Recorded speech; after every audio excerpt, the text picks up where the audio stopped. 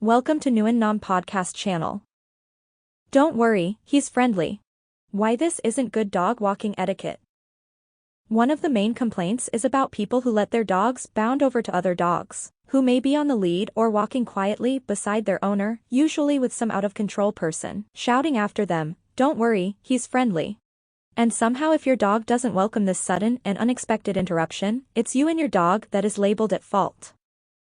It's very easy for new and even experienced owners to assume their dog is aggressive or unfriendly when they respond in a negative way to these interactions, and even start to dread walk times, thinking that their dog is the one with the problem. Why this happens is because many people have a lack of understanding of dogs, of how they interact, and also have some unrealistic expectations. Dog walking etiquette doesn't always include lots of doggy interactions. Dogs are social animals. That's why they make such great companions and why they enjoy playing with their doggy friends. In that way, they're very like us. However, also like us, they choose who they interact with and show play responses to. And again, like us, there are extroverts and introverts, social butterflies and loners, and everything in between. While we might like the dream of our dog having a great time with everyone they encounter out on a walk, this is totally unrealistic. And the dogs who love everyone and will play with every dog they meet without so much as a crossword, are very much in the minority.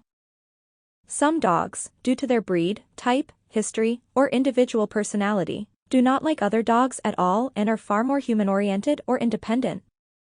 Why is dog walking for socialization important? Most dogs fall somewhere in the middle of this scale.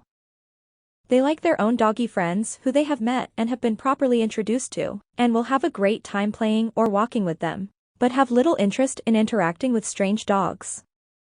And yet again, they are a lot like us. We love our friends and families but treat strangers trying to be overly friendly with anything from suspicion to fear and annoyance, especially if they are persistent. But what about socialization? Once again, there is a lack of understanding here. The idea of dog socialization isn't to make them love every single dog they meet, and that they have somehow failed if that isn't the case. The idea of socialization is that your dog is comfortable, happy, and knows how to behave appropriately around other dogs. Also, they can learn how to listen to you when there are other dogs around while also learning the social skills. They need to be able to interact and make friends if they choose. It also teaches you more about your own dog's sociability, comfort levels, and how to handle them and keep their focus around others. Why bounding over to other dogs isn't proper dog walking etiquette. One of the other misconceptions is that the dogs that bound over to all others are the well-socialized, well-adjusted, well-trained ones. And that couldn't be further from the truth. In most cases, these are the under-socialized ones that have no idea about dog walking etiquette or appropriate social interactions, and are in fact, quite rude. These are often the dogs who start arguments or fights, as well friendly, enthusiastic, and desperate to interact or play. Their pushiness and lack of social skills lead them to get told off by others, which of course can easily escalate. Dog walking do's and don'ts. Walking your dog might appear to be a simple task, twice a day, to the park and back, or round the estate and through the field. Walks are also an opportunity to play, practice training, bond with your dog, and for your dog to experience a mental and physical change of scenery. Though this is a simple task, there are some do's and don'ts to keep in mind when you're out and about. First, here are the do's. Pick up the poo and bin it appropriately. Take a variety of high-value treats with you to reward great recalls, walking nicely, and to keep your dog focused on you. Pay attention to your dog and listen to them, talk to them, and interact with them. Play and train at various points along your walk to add interest and generalize your training. Vary your route as often as possible, even if this means walking a route in reverse or simply on the other side of the road. Give other walkers a wide berth if they seem to be training their dog or in need of a bit more space. Recall your dog and put the lead back on when you see another dog or person, horse, anything. And now, we will talk about the don'ts. Spend the walk looking at or talking on your phone. Let your dog run up to other dogs without you first asking the owner if this is okay, and even if they say yes, reserve this for known doggy friends. Spend the walk seeking out other dogs for your dog to play with to tire them out.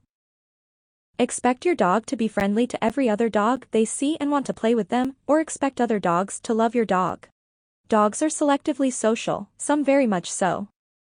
Spend hours doing repetitive ball throwing. This is damaging to joints and not particularly good for your dog's brain either, as they can get over-aroused but physically tired, which can lead to all kinds of behavior problems. Following these points should mean you are a model dog walker and avoid being that person in the park or local dog fields. 6 top tips for good dog walking etiquette. Here are our top 6 tips for teaching good dog walking etiquette that you should practice when venturing out with your dog. 1. Socialize your dog or puppy. Attend a good, accredited puppy or dog training class that focuses on teaching how to work around other dogs, and isn't all about free-for-all off-lead play and charging around. While there should be some opportunity to interact and play, this should be a small part of the class and done in pairs or small well-matched groups. This way your dog learns that they don't get to play with every dog they see all the time, and that they listen to you no matter who else is around. 2. Teach a good recall. Even if you don't practice any other training at all with your dog, work on having a good recall. This is an absolute must for safe dog walking. 3. Teach them to focus on you. If you have one of those dogs who love everyone, work even harder on your training and teach them to be able to focus on you around other dogs. Often these are the dogs who love other dogs so much, they totally ignore their owner, as other dogs are a lot more fun. So you have even more of a training challenge than with those dogs who are less keen to interact. 4. Never let your dog run up to another dog on the lead. When you are out walking your dog, don't let them dash up to other dogs, especially if they are on a lead. Dogs will be on leash for a reason. Maybe they don't like other dogs. Maybe they are scared of other dogs. Maybe they are in training. Maybe they are recovering from an operation. It doesn't matter the reason, it's good dog walking etiquette to let that dog and their owner choose who they interact with, and if they interact at all, and not have it forced on them by your out-of-control, naughty dog. If you see an on-leash dog and your dog is off-leash, call your dog back, give them a treat, and put them on the leash until you have passed them. If you can't do that, don't have your dog off-leash around others. 5. Never let unknown dogs meet and interact on the lead. Dogs have very specific introduction behaviors that include sniffing, circling, and approaching or retreating. On a leash, a dog can't do any of these behaviors, and that results in fake body language which can lead to conflict, even in social dogs. If you are meeting a friend for a walk and your dogs don't know each other, don't aim for anything other than walking together in parallel, starting at a distance and moving closer as the dogs relax in each other's company. Your dogs can see, smell and watch each other and get used to each other without any pressure to interact, and by watching your dog's body language, you'll get a good idea if they are going to be friends. 6. Watch out for nervous or fearful dogs. While you are out and about, watch out in particular for yellow leads, harnesses, collars, or bandanas. These are often used to indicate a dog is nervous or fearful of other dogs, or just doesn't like them. Give them space. If you focus on your dog, spending time engaging with them and giving them opportunities to sniff, find things, play with toys, and practice training with you, you'll instantly avoid some of the bigger pitfalls that lead to falling foul of dog walking etiquette, and you and your dog will be in the top 10 of dog walkers.